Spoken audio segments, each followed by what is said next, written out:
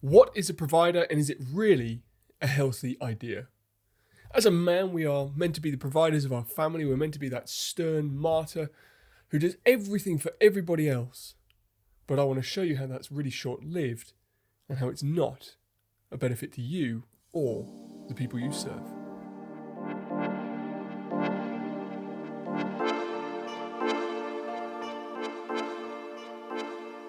I'm Tom Waller, health enthusiast, chiropractor, and speaker. For the past decade, I've been dedicated to the pursuit of excellent natural health, helping thousands of people achieve better quality of life. I take complex topics and make them easy to digest and simple to implement, so you too can change your life. But be warned, I'm not holding back any punches, and I will keep you accountable. Yes, it is time to be the provider, but that's so much more than you might think. So being the provider as a man is something that we are supposed to do, that we feel to be that alpha man or the leader of the family, that we have to provide for other people.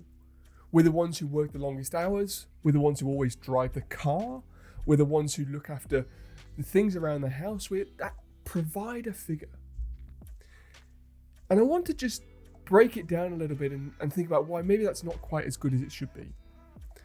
Now, I'm a big believer in men being the provider, but who are you providing for first, and what outcome does that really have? Now, a little caveat here, if you're listening to the show and you're thinking, well, I'm a strong female and I'm a provider, I completely agree with you on that one. This show, and this episode in particular, is really targeted at the men. And I want you to listen up a little bit here. I want you to stop thinking about yourself as the self-sacrificing martyr for the people around you. I want you to think about yourself, what you stand for, what you are here to achieve, what you want to get out of life. And there's a couple of things that we need to understand if we want to be successful in our life, however you choose to define that, whether that's with your family, whether that's with your health, whether it's with your relationships, your business, or whatever it is. There's only really two things that you need to think about. The first one is, how much can I give? And then the second one is, how hard am I willing to work around that? You see, you need to be able to give your gifts to the world. And how hard are you going to work to bring those gifts to fruition?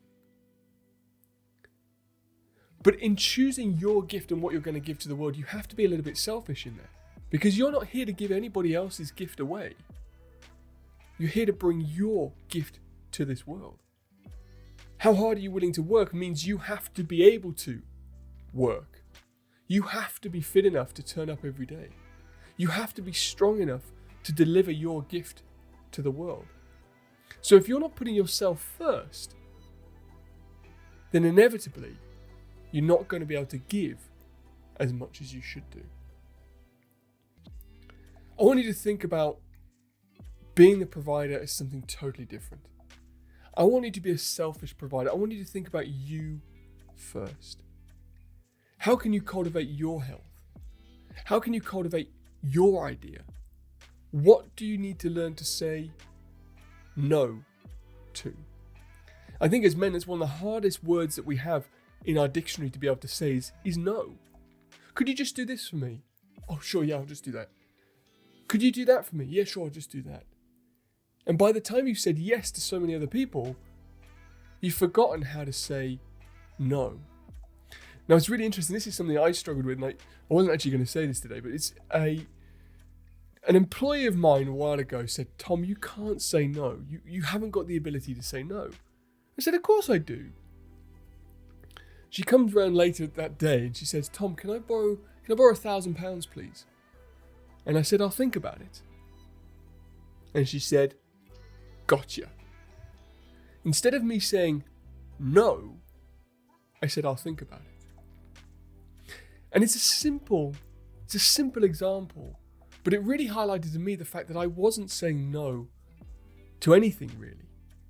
And I was becoming busier and busier and busier, and less was getting done in the attainment of my gift that I'm bringing to the world. So my encouragement to you on this podcast to think about being a provider is to provide for yourself first. And some simple steps to do that are to think about, what's your gift? What is the gift that you have, that only you have, that you can bring to the world? Are you fit enough to bring that gift consistently? Are you taking care of your health first? And are you saying no to other opportunities that will take you away from your gift? We all have a part to play. And if you can really reframe the provider in your life to provide for yourself, your gift, your health, then the legacy of that will be the provision to the people around you. I hope you've enjoyed this episode. Please make sure you like and subscribe to the show and share this with anybody else who you feel just can't say no or has a gift that you think they really need to get out to the world.